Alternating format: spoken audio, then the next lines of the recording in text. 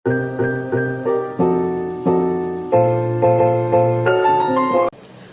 dan hai, saya Cikgu Helly dari Bright Minds Academy. Hari ini seperti yang dijanjikan, Cikgu akan kongsikan satu bab daripada silibus 3-5 iaitu gerakan. Okey, hari ini Cikgu akan revise secara general the whole topic. So sebelum tu Cikgu harapkan agar pelajar dapat berkongsikan ataupun mengongsikan sesi ini bersama kawan-kawan, share dan juga jangan lupa untuk komen di bawah, say hi pada cikgu ke, or maybe pelajar ada soalan yang ingin ditanyakan berkenaan dengan topik sebelum ni, ataupun ada soalan yang ditanyakan tentang topik hari ini, ataupun ada soalan ataupun request daripada pelajar. So jangan segan-segan, sila komen di bawah. Alright? Okey, hari ini cikgu akan kongsikan tentang topik gerakan. Cikgu akan pergi secara sambil lalu saja sebab of course kalau kita nak belajar tentang topik gerakan ni, dia ada sangat banyak subtopik. Sangat banyak. Cikgu kata sangat banyak sebab apa? Setiap subtopik adalah penting. So kita perlu ingat definisi, kita kena ingat formula, and then kita kena faham prinsip and so on. Jadi kalau cikgu cover semua tu dalam satu sesi saja mungkin tidak mencukupi. Jadi untuk bulan April ni cikgu akan cover step by step. Maksudnya hari ni cikgu akan cover secara general, highlight yang mana yang pelajar perlu tahu. Untuk minggu depan cikgu akan cover tentang formula. Okey, bersama dengan contoh soalan, dan minggu seterusnya juga bersama dengan soalan. Okey, cikgu rasa cara itu adalah lebih senang supaya pelajar terus faham dan juga terus nampak apa soalan yang selalu ditanyakan. Okey?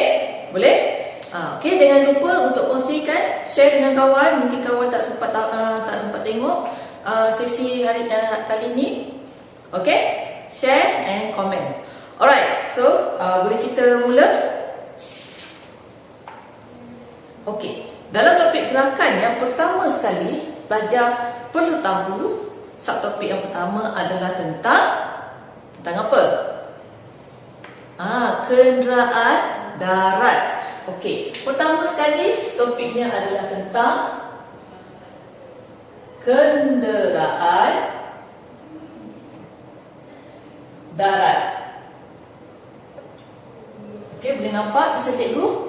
Okey, sebelum cikgu terlupa, mungkin boleh komenkan di bawah sama ada audio cikgu clear ke tak, or kamera cikgu clear ke tak. Kalau tak clear, mungkin boleh komen di bawah. Okey? Audio okey? Kamera okey? Alright, so anytime bila kalau rasa macam cikgu laju sangat ke ataupun tak clear ke, minta komen di bawah ya. Alright, so kita pergi kepada subtopik yang pertama iaitu kenderaan darat. Okey, dalam kenderaan darat ni apa yang pelajar tahu? Of course, kenderaan darat ada dua jenis. Yang utama, satu adalah berenjin dan satu lagi tidak berenjin. Okey, kalau yang tidak berenjin tu of course lah soalan yang sering ditanyakan ataupun yang sering disentuh adalah berkenaan dengan basikal. Okey, jadi yang famous adalah basikal. So pelajar perlu tahu macam mana basikal itu boleh berfungsi. Jadi kalau kita tengok prinsip operasi kenderaan tidak berenjin. Okey, yang pertama tadi adalah operasi. Mungkin panjang sangat, cikgu simplify sikit. Tidak berenjin. Okey, biasanya contohnya adalah seperti basikal yang paling famous ataupun beca. Okey, jadi kita sentuh yang basikal je terus. Okey, dalam basikal contohnya basikal. Jadi label-label setiap satu basikal tu perlu tahulah. Okey, jadi cikgu rasa yang bahagian labeling ni pelajar boleh refer pada buku tentang label basikal. Cuma apa yang cikgu nak bagi faham, pelajar faham ataupun apa yang pelajar perlu study tentang basikal adalah satu, label, dua, macam mana operasinya. Okey, macam mana basikal beroperasi? Okey, since dia tak ada enjin, jadi bahagian mana yang paling penting sekali? Bahagian mana? Of course, di bahagian gegancu. Okey, sambil cikgu terangkan ni, pelajar boleh refer pada buku masing-masing, buku teks ke ataupun reference book. Okey, boleh tengok yang pertama sekali bahagian yang penting adalah gegancu. Gegancu tu di bahagian kita kayuh, kayuh dan juga injak. Okey, mungkin cikgu boleh cuba lukis. Okey, so lebih kurang ya cikgu lukis. Let's say di sini ada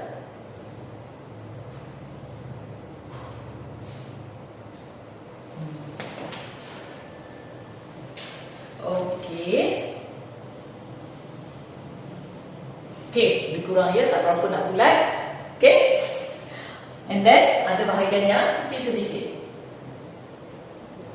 Of course, di bahagian gegancu ni dia ada apa? Dia ada ni lah. Bahagian yang paling penting sekali ni. Alright. Okey, dah macam buah durian cikgu lukis.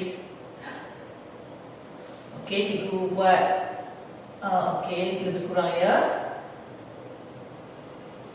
Okey, pelajar boleh refer pada buku masing-masing.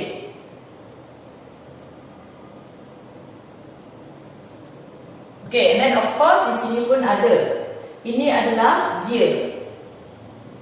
Okey, dua-dua ni dipanggil gear.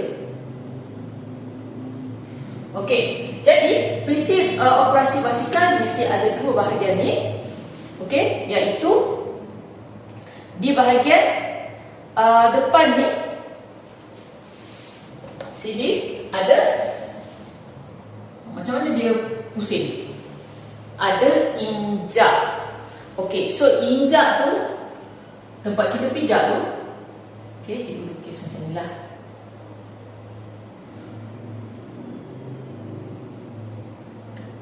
Okey, jadi of course dia ada lagi satu di bahagian belakang.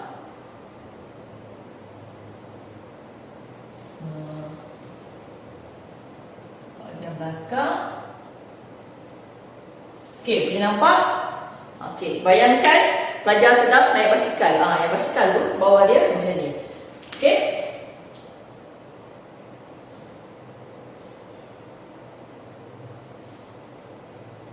Okey. And then sama juga di sini ada. Alright. So, bahagian ini adalah bahagian gegancu.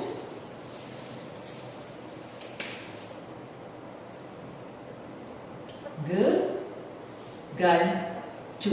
Boleh nampak?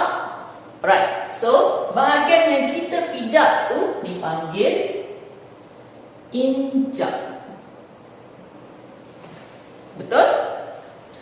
Okey, and then apa yang penting? Macam mana nak sambungkan bahagian ini dengan bahagian ini? Of course, ada rantai besi. Okey, rantai besi cikgu lukis warna lain lah.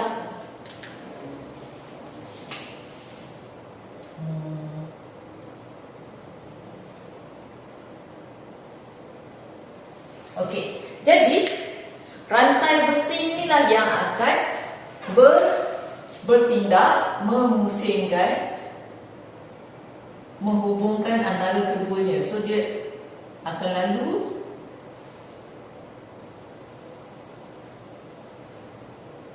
right? Macam ni. Okay, sort of.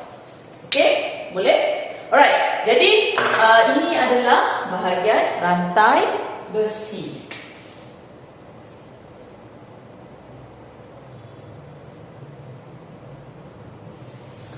Okey, bahagian belakang ni dipanggil hub.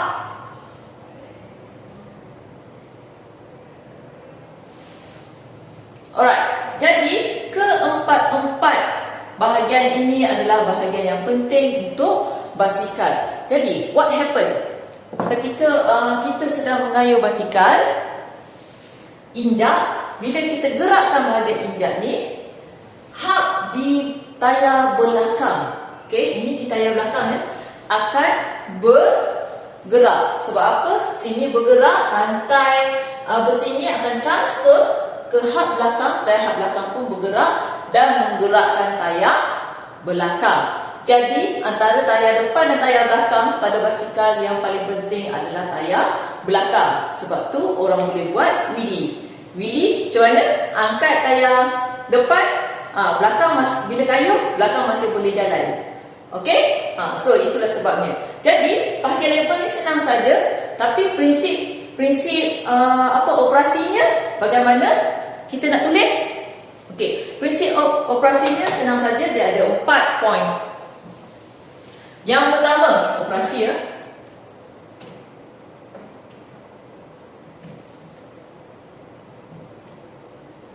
Okey, boleh nampak? Okey, operasi basikal.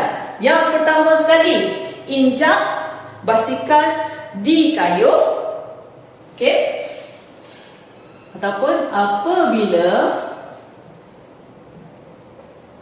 injak basikal di kayu. Okey, apa yang bergerak? Gegancu akan berputar. Okey, gegancu pun akan berputar. Gegancu akan berputar. Okey, so keyword di sini yang pertama adalah injak basikal digerakkan atau dikayuh, gegancu akan berputar. Okey, saya ingat sikit ya, bisa cikgu? Alright, cikgu tukar sikit di bawah. Never mind. Okey, poin kedua. Kemudian apa jadi? Gegancu akan memutarkan rantai besi dan akan putarkan hub. Okey, poin kedua. Gegancu akan putarkan ataupun gerakkan rantai besi. Gerakkan lebih sesuai ya.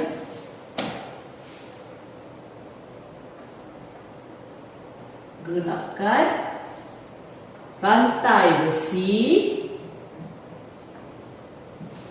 And then what happen? Dan memusingkan atau memutarkan hub.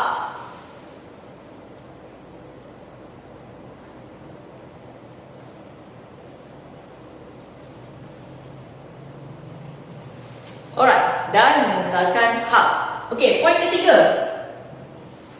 Okey, kemudian hub berputar dan putarkan roda belakang. Hub berputar dan memutarkan roda belakang. And finally, yang keempat, apa yang jadi? Basikal bergerak ke hadapan. Bergerak ke hadapan. Right? Okay, so cikgu ulang. Operasi basikal. Yang pertama sekali adalah keyword pertama ataupun poin pertama adalah injak basikal mesti kena kayuh dulu. Tak dikayuh takkan bergerak. Then what happen? Gegancu akan berputar. And then gegancu yang berputar tu akan gerakkan rantai besi dan akan putarkan hub. Putarkan hub. Okey, putarkan hub and then hub akan putarkan roda belakang. Dan finally, barulah basikal bergerak ke hadapan. Okey, ini adalah poin-poin. Just in case pelajar ditanya bagaimanakah operasi basikal. Jadi, mesti letak dalam bentuk ni.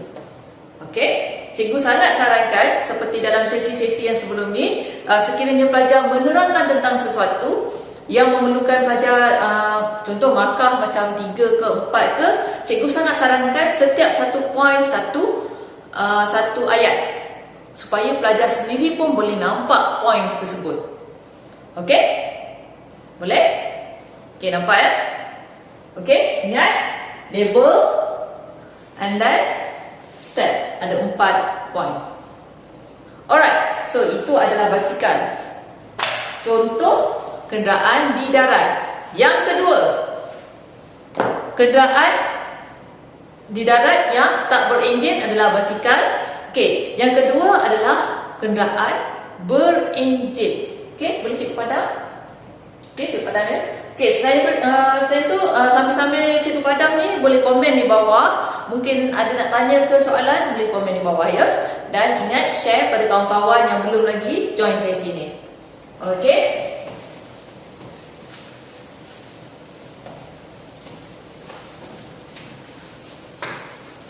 Okey, sekarang kita pergi ke kenderaan berenjin. So, kenderaan berenjin.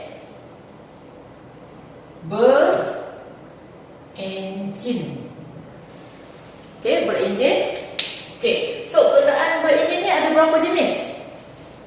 Nah, cuba tulis komen kat bawah. Okey, ada berapa jenis kenderaan berenjin?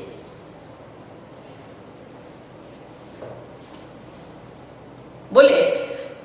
Okey, so yang pertama adalah yang pertama sekali adalah kenderaan berenjin petrol. Okey? Petrol. Yang kedua adalah diesel. Okey. Dan pecahannya lagi, petrol ada 2 jenis. 2 lejang dan 4 lejang. Dan finally diesel terus 4 lejang. Okey? Jadi untuk subtopik ini biasanya pelajar akan akan ditanyakan tentang apakah perbezaan antara enjin petrol dan enjin diesel. Ataupun apakah perbezaan antara enjin petrol 2 lejang dan enjin petrol 4 lejang? Okey, so itu adalah soalan yang biasa ditanya. Jadi adalah penting untuk pelajar dapat mengasingkan kedua-dua ni. Okey? Ketiga-tiga jenis ni. Okey? Jadi apa yang cikgu nak highlight di sini? Mula-mula sekali kita pergi ke enjin 2 lejang. Okey, enjin 2 lejang, boleh? Okey. So, enjin 2 lejang ni since dia ada 2 lejang, apakah nama lejang-lejangnya? Boleh komen di bawah. Apa nama? Okey. Enjin petrol. Oh, tak nampak. Bawah sikit.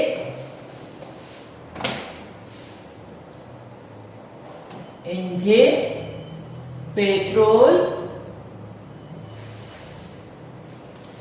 2 lejang. Okey?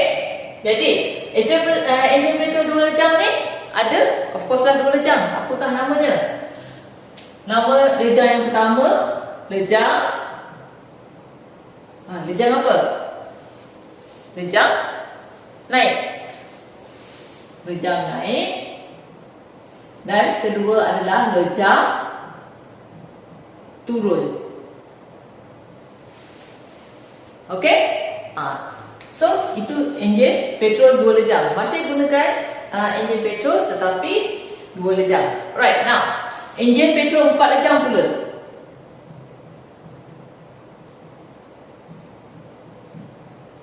Apakah nama lejang-lejangnya? Yang pertama sekali, kalau nak hafal, baik hafal ikut flow. Flow petrol masuk di mana, ending di mana. Itu maksud cikgu ya. Jadi, kalau 4 lejang,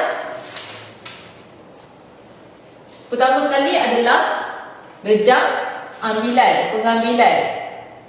Okey? Pengambilan. Kedua, lepas ambil, apa dia buat? Ambil mampat.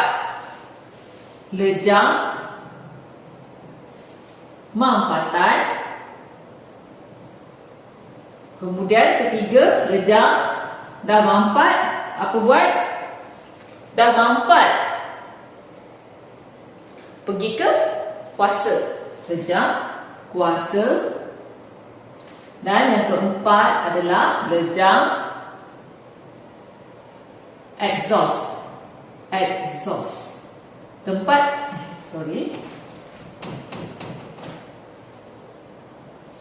asap keluar. Okey. So, kalau cikgu pergi satu-satu tentang jenis-jenis enjin ni, kita akan ambil masa lebih kurang 1 jam, 1 ke 2 jam. Okey, bahagian ini saja. Jadi, cikgu takkan pergi in detail, tapi cikgu nak highlight apakah perbezaan lejang 2 lejang dengan 4 lejang. Pertama sekali adalah of course 2 lejang tak ada yang ini. Betul tak? Okey, yang 2 lejang tak ada yang ini. Dia cuma ada,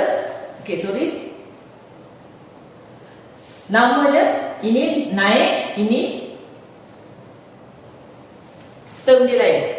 Okey, kenapa? Lejang naik dan lejang turun ni, yang 2 lejang ni, dia lebih refer pada pergerakan ombak. Tetapi untuk enjin petrol 4 lejang tak refer pada ombak. Of course, ombak tu ada yang bahagian yang naik. Contoh macam ambilan, mula-mula dia turun dulu, and then mampat naik, and then nak dapat kuasa turun balik, dah terbakar, and then dia nak push keluar, kan? So naik turun. Okay. Tapi nama petrol 2 lejang ni cuma dinyatakan based on kedudukan ombak. Okay. Bila lejang naik, of course ombak di atas. Bila lejang turun, ombak di bawah. Okey, dapat? Okey, so ini kita dah tahu dah kedudukan ombak dia. Ni ombak naik, turun. Tapi di sini, ingat flow. Macam mana ingat flow? Apabila menerima bahan api, baru terima, kita nak ambil, kita mesti besarkan ruang dia, betul? So enjin ombak akan ke bawah untuk besarkan ruang. Bila ke bawah, and then dia nak mampatkan supaya pembakaran berlaku. So mampat, enjin ombak akan ke atas. Mampat, pembakaran berlaku, kita nak bagi maksimumkan kuasa, of course ombak bagi ruang balik, turun bawah. Bagi ruang supaya pembakaran berlaku. Dah pembakaran berlaku, nak keluarkan semua hasil-hasil pembakaran tadi, tolak balik pergi ke exhaust. So tolak ke atas balik. Okay, so itu adalah kedudukan ombak. So kalau ingat macam tu, barulah ingat macam mana pergerakan ombak setiap satu. Okay, boleh? Jadi untuk sesi yang akan datang, cikgu akan kongsikan soalan yang berkaitan dengan perbandingan antara enjin 2 lejang dan enjin 4 lejang petrol, ya. Okey, jadi tak sempat kita nak cover in detail hari ini. Okey, nah, apakah perbezaan antara diesel 4 lejang dan petrol 4 lejang? Of course, satu bahan api lah. Okey, bahan api yang berbeza. Dan yang kedua adalah enjin diesel ni akan dipancutkan kemudian berbanding dengan petrol 4 darjah. Petrol tu dah masuk sekali. Okey? Jadi bahagian perbandingan antara enjin-enjin semua ni, cikgu akan adakan satu sesi khas bagaimana kita nak jawab soalan yang berkaitan dengan enjin-enjin. Okey? Boleh? Okey? Nanti cikgu buat dalam bentuk jadual. Okey, so pelajar ingat ya, pelajar mesti dapat identify perbezaan antara kesemua ni. Alright, so itu tentang enjin. Okey? And then apa lagi yang kita patut belajar dalam bab ini? Okey, dalam bab ni ada tentang laju, halaju dan pecutan. Laju, halaju dan pecutan. Okey, laju, halaju dan pecutan ni lebih pada formula. Okey, cikgu kongsikan sekejap ya tentang tu.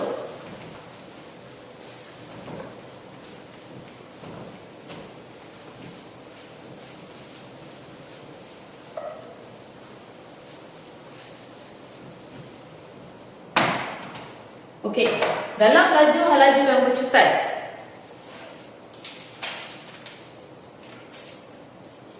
apa yang kita patut tahu? Definisi. Okey, dalam bab ni definisi formula sangat perlu tahu.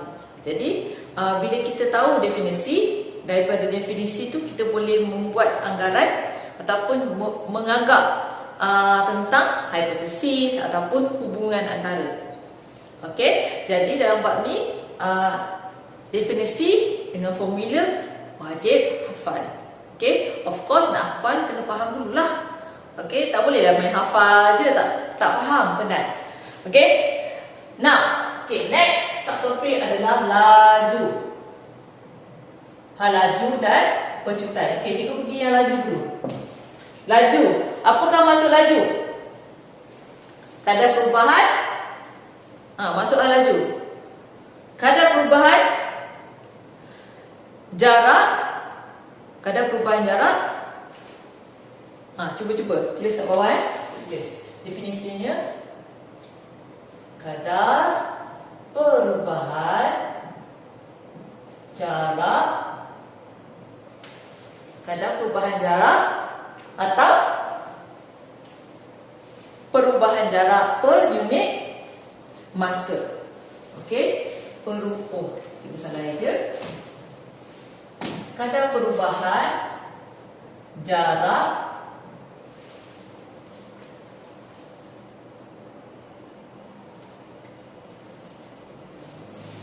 per unit masa. Formulanya adalah laju, unit dia apa? Unit laju meter per saat. Meter per saat. So, laju dengan halaju ni kita boleh guna sama.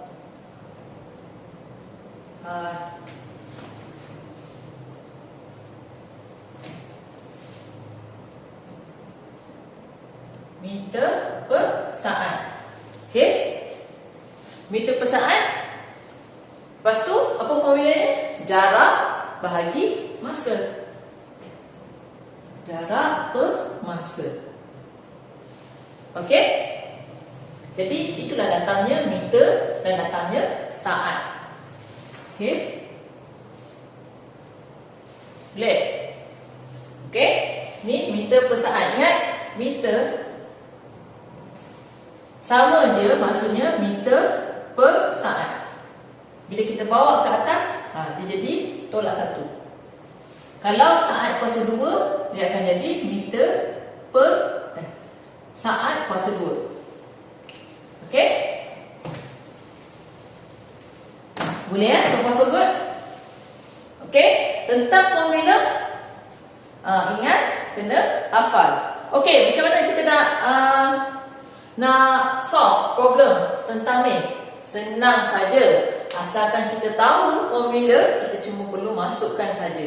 Okey, biasanya soalan ni di kertas 1. Okey, di mana sama ada dia mesti tanya tentang laju ataupun hal laju. So, mesti jarak dengan masa dah ada. Okey, ataupun mungkin tanya tentang jarak. Jadi, hal laju ataupun laju dan masa telah diberikan, dah ada. Okey, dan sama juga. Kalau tanya tentang masa, maksudnya dua informasi telah diberikan. Jadi, untuk formula-formula yang jenis ini, yang macam ni, semua yang formula-formula macam ni, biasanya informasi telah diberikan, pelajar perlu tahu masukkan sahaja. Okey, of course kena faham lah. Okey, senang saja. Jarak, masa. Okey, boleh ya? Nanti cikgu akan bagi minggu depan cikgu akan highlight kertas 1 Kertas 1 banyak tentang formula dan contoh-contoh soalan. Right? Minggu depan cikgu akan pergi part ni. Alright? Okey, cikgu nak tanya. Tadi laju kadar perubahan jarak per unit masa. Tapi kat sini macam sama. Jadi maksudnya definisi untuk hal laju sama ke? Sama ke tak? Kenapa satu dipanggil hal laju, satu lagi dipanggil laju? Cuba komen kat bawah. Definisi untuk hal laju apa?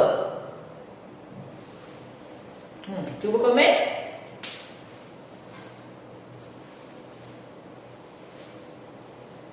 Okey, apa bezanya?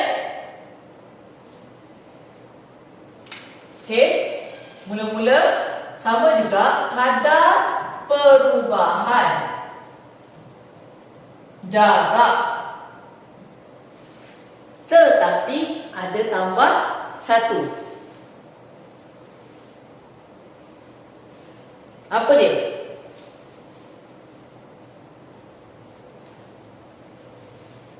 Kadar perubahan jarak dalam arah tertentu. Okey? Dalam arah tertentu. Jadi, apa beza yang atas yang bawah ni? Laju dengan laju. Nama pun halaju. Hala. Okey? So, bila hala maksudnya dia ada arah. Jadi, halaju dia mesti ada pergerakan yang menunjukkan arah, tetapi laju tak dinyatakan arah. Itu saja bezanya. Okey? Boleh? Jadi, sekiranya kita berkata tentang hal laju ataupun kita menceritakan tentang hal laju, of course kena ada arah. Sebab tu bila hal laju ni berkaitan dengan apa? Meter, detik, masa. Okey, kita tahu hal lajunya bertambah ke, berkurang ke, okey, seragam ke, right? Betul? So itu je perbezaan dia, iaitu hal laju dia ada arah, laju tak ada arah, tak dinyatakan. Hal laju mesti ada arah tertentu. Okey, dapat? Jadi, tentang topik hal laju, cikgu dah sentuh sebelum ni. Mungkin pelajar boleh tengok video-video cikgu yang sebelum ni, cikgu dah highlight in detail soalan tentang hal laju. Okey, jadi tentang pita detik masa, cikgu dah highlight sebelum ni. Alright?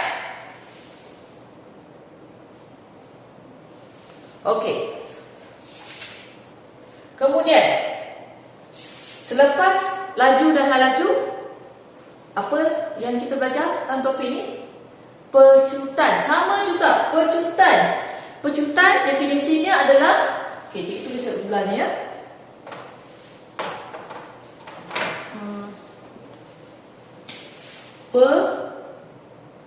Pecutan. Masya Allah tulisan. Pecutan. Okey, apa definisi pecutan? Boleh komen di bawah. Apakah definisi pecutan? Kadar perubahan apa? Kadar perubahan hal laju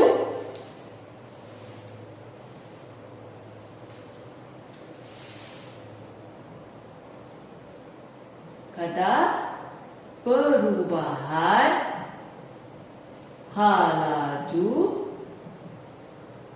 per unit masa. Jadi, dalam halaju, cikgu tertinggal per unit masa. Okey, dalam halaju dah ada masa. Tapi dalam pecutan ada lagi sekali masanya. Jadi, maksudnya kadar perubahan halaju yang dah sedia ada masa dalam tu per unit masa. Jadi, masanya ada 2 kali. So, unit dia jadi apa unit dia? Meter saat kuasa 2. Meter per saat kuasa 2, sorry. Meter per saat kuasa 2. Sebab apa? Ada 2 kali masanya. Okey? Jadi apakah formula? Pecutan sama dengan halaju ataupun perubahan halaju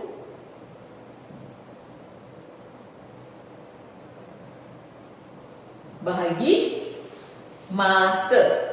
Okey, bila kita kata tentang perubahan halaju, maksudnya mestilah ada tolak. Halaju awal, halaju akhir. Jadi halaju awal ataupun halaju akhir tolak dengan halaju awal. Itu dipanggil perubahan. Ada sesuatu yang berubah. Okey, jadi untuk bahagian ni sama juga dengan halaju akhir tolak halaju awal per masa. Alright? Boleh? Jadi bila ada perkataan perubahan, maksudnya mesti ada awal, mesti ada akhir. Jadi biasanya akhir tolak dengan awal lah. Okey, sebab apa? Biasanya akhir nilainya lebih besar dan dia kena tolak dengan yang awal. Okey, boleh? Okey, untuk pecutan juga cikgu akan kongsikan contoh soalan pada minggu hadapan. Biasanya di soalan kertas 1. Okey, boleh? So far so good? Okey, untuk pelajar yang baru masuk, boleh kongsikan sesi ini dengan kawan-kawan, share, mungkin boleh like dan juga komen di bawah, mungkin ada request ataupun ada nak komen sikit tentang mungkin cikgu terlalu cepat ke ataupun suara tak dengar ke. Okey, boleh? Okey, now tentang detik masa cikgu dah sentuh dalam video sebelum ni. Jadi pelajar boleh tengok balik video cikgu yang sebelum-sebelum ni. Cikgu dah bagi contoh soalan sekali. Boleh terus tengok penerangan bersama contoh soalan tentang halaju. Alright? Now, pecutan cikgu akan share pada minggu depan. Next, kita pergi ke inertia. Inertia pun cikgu dah buat satu sesi khas untuk inertia. Cikgu dah terangkan, cikgu dah kongsikan contoh soalan tentang inertia. So, pelajar pun boleh tengok lagi sekali video-video cikgu sebelum ni. Tentang inertia pun cikgu dah adakan sesinya. Inertia dan juga akhir sekali dan momentum. Momentum pun cikgu dah kongsikan dalam video sebelum ni. Momentum. And then ada tekanan. Okay, so video tentang halaju, inertia, momentum dan tekanan cikgu dah kongsikan sebelum ni. Sebelum ni, pelajar boleh go through balik pada video-video cikgu yang sebelum ni. Okay, boleh? Dalam masa tu bolehlah tanya pada cikgu. Mungkin tengok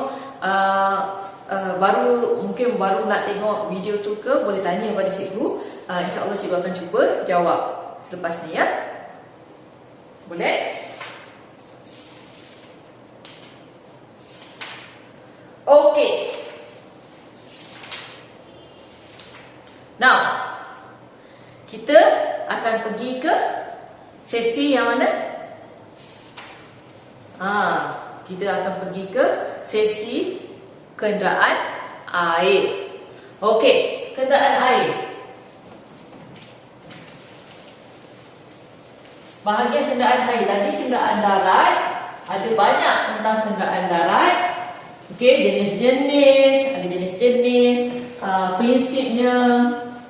Okey, sekarang kita pergi ke kenderaan air pula. Kenderaan air. Okey, kenderaan air. So, apakah prinsip yang terlibat untuk kenderaan air?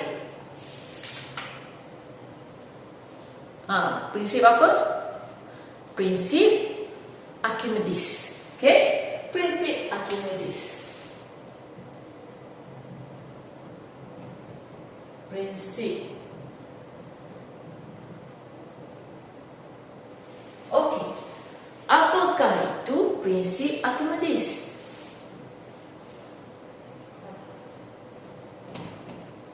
Okey, apa prinsip Archimedes? Siapa tahu? Boleh komen di bawah.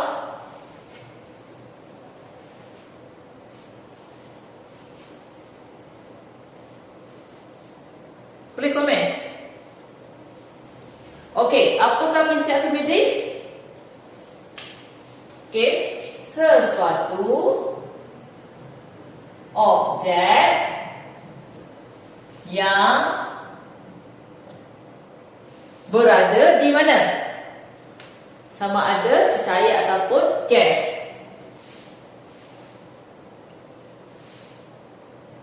Berada dalam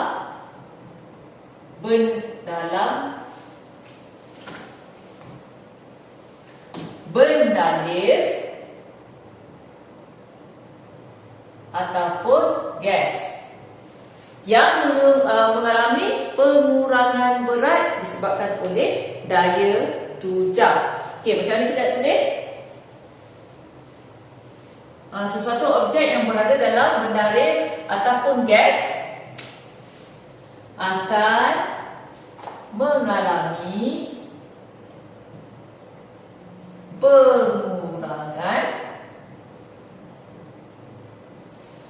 pengurangan berat. Disebabkan apa? Disebabkan oleh daya tujar.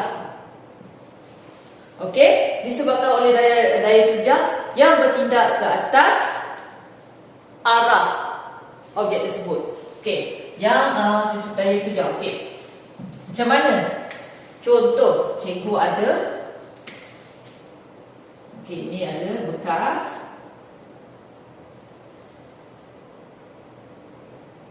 Okey, let's say di sini ada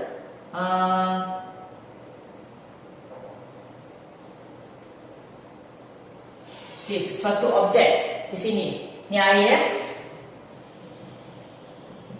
Okey, of course kalau kita belajar tentang daya, ada berat, betul? Berat, berat adalah salah satu daya bertindak ke bawah disebabkan oleh graviti, betul?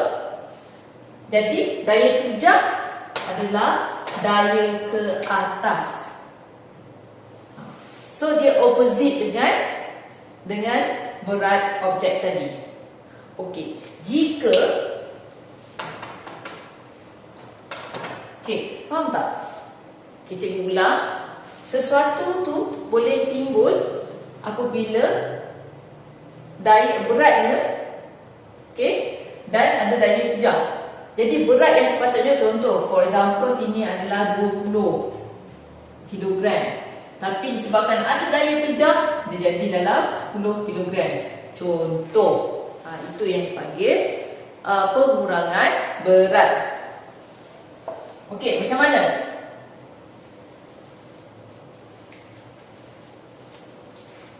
Jadi, biasanya kalau kita nak aplikasikan prinsip Archimedes ni, kita akan gunakan apa?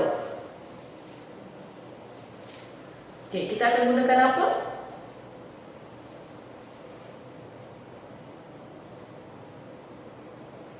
Gunakan apa? Gunakan apa? Senyap. Bila cikgu senyap, oh terus senyap. Okey, kita akan guna apa? Okey, kalau eksperimen dalam lab ataupun dalam makmal, kita akan gunakan tin Eureka, di mana jumlah air yang disesarkan itu sama dengan berat. Okey, berat objek tersebut. Boleh? Jadi, kembali pada yang ni. Andai kata berat adalah sama dengan daya tujah. Berat dengan daya tujah sama. Apa jadi pada objek ni? Rasa-rasanya dia tenggelam ke, dia terapung ke, separuh tenggelam ke, separuh terapung.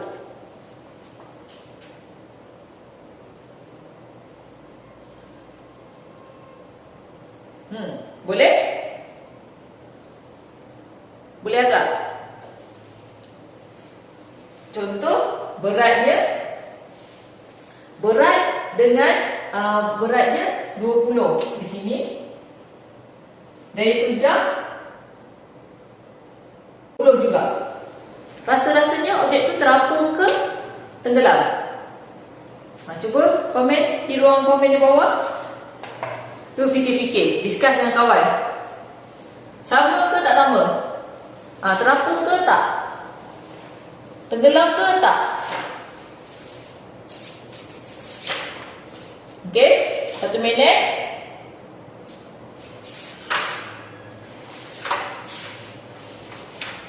Sama ke tak?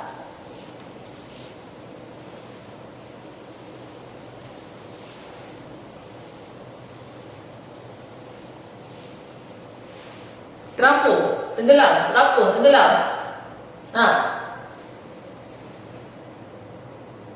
Okey, sambil tu boleh komen ya sama ada cikgu punya suara clear ke tak?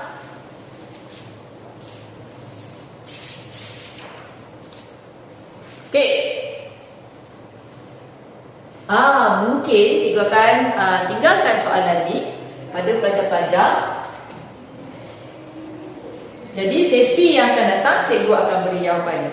Boleh? Jadi soalan cikgu kongsi dengan pelajar hari ini adalah, jika berat objek sama dengan daya tujah, adakah objek akan terapung ataupun tenggelam? Itu adalah soalan yang cikgu berikan. Cikgu akan berikan jawapannya pada sesi yang akan datang. Boleh? Okey, jadi untuk sesi yang akan datang cikgu akan sambung topik seterusnya. Okey, masih di dalam bab gerakan tapi berkenaan dengan lebih pada sentuh pada soalan-soalan. Okey, jadi untuk minggu depan cikgu akan kongsikan tentang kertas 1, soalan-soalan daripada kertas 1 sambil kita revise balik tentang the whole bab. Okey, dan jangan lupa jawab soalan cikgu. Okey, sehingga kita bertemu lagi di lain masa. Assalamualaikum dan bye.